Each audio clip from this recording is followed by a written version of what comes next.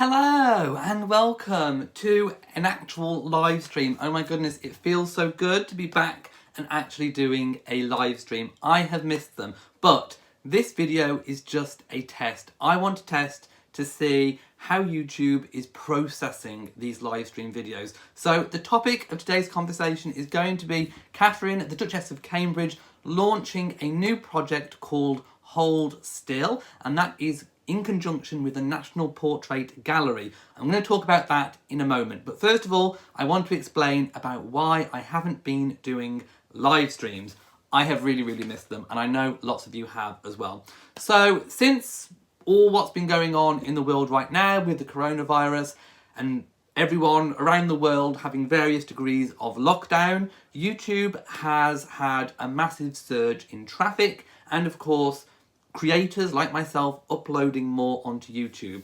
That has affected all of their processing times. So whilst I'm able to still do physically a live chat, the problem is what happens after I've finished being live. The video still plays on the channel, but it's stuck in processing. Some people have reported being stuck in processing for 4 days. Myself personally, it was about 24 hours stuck in processing. That means, although it's viewable on the platform, it means for me that I can't place adverts in it. It just doesn't process. It doesn't get pushed out to other viewers out there on YouTube.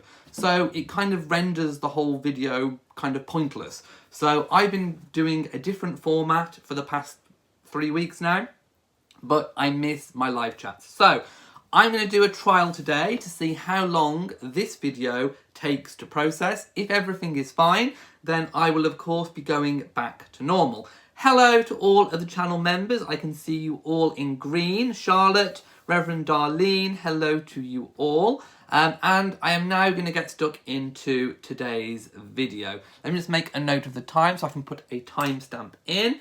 So that's 2 minutes and 15. Right.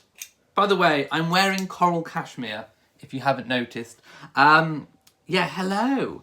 Leslie says, love the hair and sweater jumper, thank you. Reverend Darlene says, you look great. Thank you so much. Right, I've made some notes because today is Thursday, the 7th of May, 2020, and I have just finished watching a pre-recorded interview with Her Royal Highness, the Duchess of Cambridge, Catherine, Kate, however you want to call her, and she has been launching here in the UK her new project in conjunction with the National Portrait Gallery, of which she is patron. So I've made a whole page of notes on it whilst I was watching it, so I'm going to kind of go through them. So, as I said earlier when I just started this video, the exhibition, the project is going to be called Hold Still. And I just watched an interview on this morning with Holly and Phil. I am sure at some point that video, that interview, may be put on YouTube. So what is Hold Still? Hold Still is going to be, it's a competition, but they are going to select, a panel is going to select 100 photographs that have been submitted by members of the public. It is open to anybody of any age, and there are going to be 3 categories, which I'll get into in a moment. So, Catherine was asked by Holly and Phil about how she's coping, and she said, thank you so much for asking me how I'm coping. She said she's doing a lot of homeschooling, and I think we all know that she's doing a lot of homeschooling. She said that we are in unprecedented times, which of course is true, and asked about the children and how she's coping with the homeschooling. She said that Prince George was kind of interested in Princess Charlotte's project. So she was hinting that she has set, obviously, if you're a teacher, if you come from an education background, such as myself, you will all know about the importance of differentiation. Differentiation is a key buzzword out there in the education sector. Basically, what it means is if you've got different people of different, sometimes you may have a mixed age class, or you might have a mixed ability group. So you have to differentiate the work so that something is achievable for all the different ages and abilities that you might be presiding over. So, as we know, Catherine George, Charlotte and Louis. Louis is probably still a little bit too young for homeschooling, but I'd imagine she'll be trying to keep him busy as well. So it's more for kind of George and Charlotte. Although there's only a couple of years difference between them, the work that will be set will be different. It will vary. So she has had her own differentiation challenges because Prince George is really getting... He's more interested in Princess Charlotte's project. So she's indicated that she has been setting different levels of projects for the children, which I think is really, really good from an educational standpoint. Now, she said that the aim of this project is to tell the sad, the uplifting, all these different stories that people have to tell. There are sad stories, there are tragic stories, but there are also uplifting stories. There are also stories of how the communities have come together. There are also inspiring stories out there. So this project, in the 3 different categories, aims to document all of those. So now I think I should... Yeah, she even said, I wrote down, to document a moment in time. And that is what really good photography can do. By the way, they are not interested in how good your photographic skills are. They don't care what camera it's shot on. It can be on an iPhone, it can be on any phone, it can be taken by a Polaroid, whatever, however you can take the photograph, you do you. They don't care about the quality, they care about the story, about what the image shows, what message all of that conveys. So there are 3 categories. The first I'll read the categories and I'll dissect them. So there are helpers and heroes. That is the first category. Second category, there is new normal. And the third category, acts of kindness. So helpers and heroes. She said that is to depict, for example, people who are doing outreach work or community work within the communities, but also frontline services like National Health Services, or it could even be, I don't know, it could be anyone. But if you know of someone who's in a frontline service or doing a community role, for example, delivering food to those who need food delivering to, that kind of thing, that would fall into that category. So you can take photographs of that. The next category, new normal. Now she gave... frontline communities as well. She gave an example of Colonel Tom. You know Colonel Tom, he's the 100-year-old gentleman who has raised over 30 million for NHS charities here in the UK. And also she gave an example of a photograph of a nurse whose face was all kind of ravaged after a 12-hour shift of wearing PPE. So she gave examples of photographs that would fall into that category. The next one was new normal. Now, new normal, for example, takes into account social distancing, face calls, that kind of thing. So she gave an example of there was a child visiting their grandparents, but they were pressing their hands up against the glass of the window because of social distancing rules that are still in place here in the UK as of as of making this video. Sorry, I had a cough. It is not the corona. I actually have hay fever at the moment. There's lots of pollen and all things going on. But yeah, social distancing. So if you can take a photograph of, you know, something to do with social distancing or new normal, what is your new normal? Those kind of photographs are welcome too. Also, the next category, acts of kindness. So that is, for example, helping the vulnerable, delivering food, community support, and it's to promote positive stories in difficult times. And those are the words that she used. So acts of kindness. There was an example on the show of where Holly, one of the presenters, I think it was her brother, he had left little shots of coffee on the windowsill for the bin people, for the refuge collectors, that they could take. So that, for example, falls into the category of a random act of kindness. So, yeah, if you can think of, you know, anything, if you can depict something, if you've taken photographs. Also, she said that they are lacking at the moment entries that depict normal life at home. They're getting, and rightly so, they are getting lots of submissions, for example, of frontline services, people that have taken photographs. But there's not a lot coming in depicting life at home. So that would fall into, for example, the new normal category, or even acts of kindness. So if you have any examples of these from your home life, send them in, and I will provide a link at the end of this video. So yeah, anyone can enter. You can do it as part of a school project, a community project, as an individual, any age, for as long as you can. You have to have taken the photograph. So as long as you can have actually taken the photograph, that's okay. You can submit it and you can enter. I don't know in terms of if you can enter from other countries. I will check that out in a bit. Maybe it will say on the website that I'm about to go on, because I'm going to do a live reaction to the website. I haven't been on the website yet.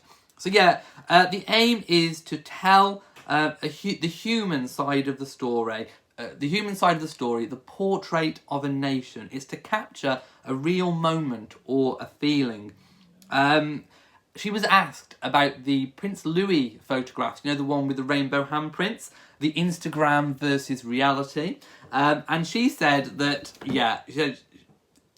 she said that she ended up covered in paint from that. And she said there was no photographic evidence of herself all covered and smeared in paint. So that was quite good. She also said that this competition, the entry, you've got 6 weeks from now to enter. So, you know, you can take your time. You can find the right images to submit if you have one. Good morning to everyone who's just joining. Lady Buckingham, moderator, hello to you. Melody says this is a great example of how the royal family can help and heal their nation and beyond. I'm really looking forward to seeing the photos. And that is one really key point about the royal family in times of crisis, is that, you know, it's not all about raising money and fundraising. That is incredible. Any funds that are raised are absolutely incredible and welcome to all of the charities involved. But it's also about morale boosting. It's also about uplifting spirits, you know, bringing that sense of community together.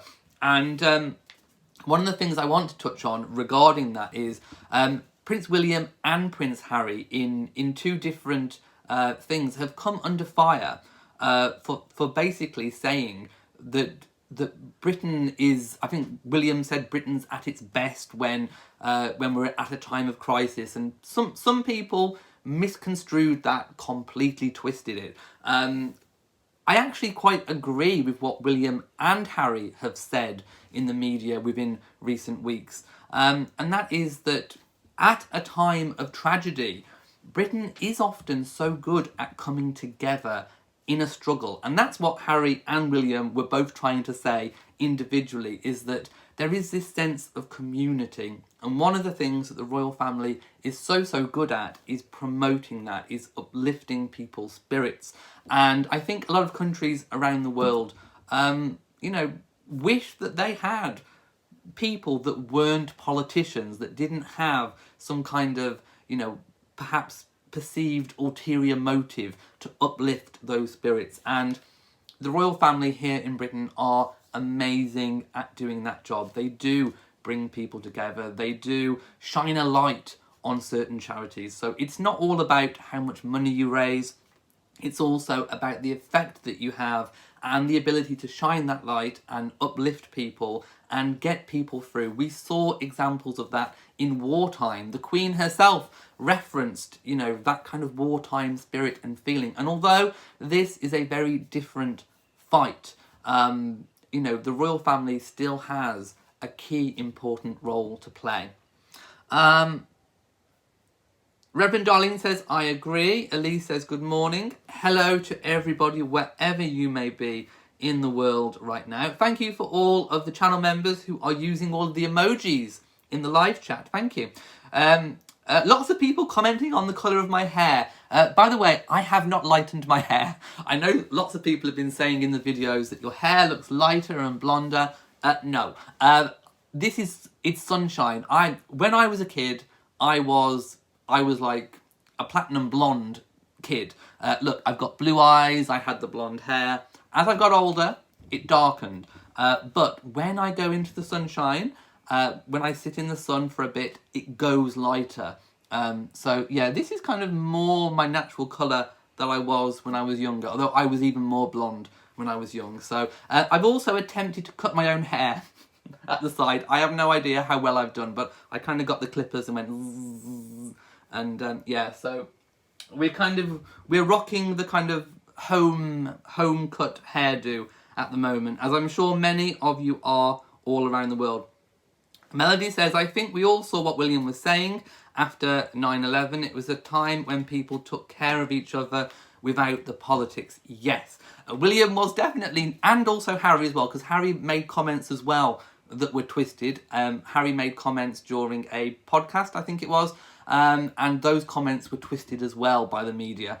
And both brothers were just trying to say that, you know, when we are at our lowest, it's when we pull together the most. And that is what both brothers were trying to say amongst all of that. And some people got twisted. They got totally twisted on it. And yeah, shame on them, quite frankly. Right, I'm going to go to the Kensington Palace Twitter and read some of the tweets. And then I'm going to click on the link and read the website. So, Kensington Palace posted 4 hours ago. Today, the Duchess of Cambridge launches a community photography project spearheaded by you.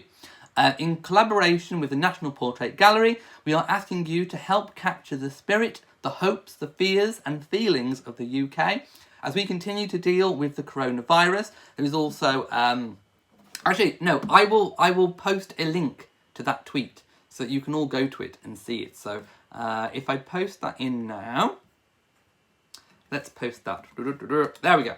Right. And then she says, of which 100 shortlisted portraits will feature in a gallery without walls. And I think what they mean is a digital exhibition, open to all this August. Taken on phones or cameras, each image will be assessed on the emotion and experience it conveys rather than its photographic quality. So as I said, anyone can enter with whatever skill level, it doesn't matter. Completely free and open to all ages and abilities. Hold Still, there is a hashtag, Hold Still 2020, will capture a snapshot of the UK at this time, creating a collective portrait reflecting resilience and bravery, humour and sadness, creativity and kindness, and human tragedy and hope as well. And there is a website which I'm going to click on, and I will share that as well now, but I'll also share it in the description as well. So while that's just loading, I will go and pop that in as well. Right, I'm hoping the website hasn't crashed because of lots of heavy traffic, because I am literally reacting to this live. Right, it's loading. Here we go, it's loading. So yeah, there is all the details about how you can enter. There is a black square that says enter now, so you can go onto that. There are also the terms and conditions. I'm not going to read through all those here live, but there you go. You can find out more also about the entry procedure and the selection process. So everything is there on that website to enter if you want to. I will just quickly see about the terms and conditions, just to see if people from different countries can enter. Let me just see. If I click on the find out more, let's just see what happens. The website is quite slow, by the way, for me at least, here in the UK. And I'm wondering whether or not that's because of the high traffic. Let's just see. Yeah. To enter the project, you must be located in the UK. But even if you're not located in the UK, you can still take your photographs of what's going on, and you can post them on social media. If you have Instagram or a Twitter or a Facebook, still post your photographs. Just because you can't enter doesn't mean that you cannot document what's going on. And also, you will still be able to access, I believe, the digital gallery when all these images are selected and exhibited in August. So there you go. All the terms and conditions are down there on that website. Let's go back and read a few comments before I go. Reverend Darlene says, aren't you on lockdown? Yeah, here in the UK, we are on lockdown, but we are allowed out of the house for one piece of individual exercise per day. We can leave the house with people from the same household if you've been on lockdown in the same household. You still can't gather with people. You still can't go and meet friends, for example. So yeah, but we may have an update on that on Sunday, this Sunday coming, from our Prime Minister. So we await to see what's happening with regards to that. Schools are still shut, for example. Right, so there we have it. I'm going to go now. I just wanted to come on and do a quick live chat, as I said, to tell you all about Catherine's new latest project, but also to see what happens with this live stream. Will it process as it normally does, or will I be waiting 24 hours again? I don't know. So, if you've enjoyed this video, please give it a big old thumbs up. Don't forget to share on social media, and also do hit the bell so that you know whenever I upload a new video. Also, please do remember to subscribe to the channel. So, from me in Shropshire, mwah to you all, and goodbye, and stay safe. And get your cameras out.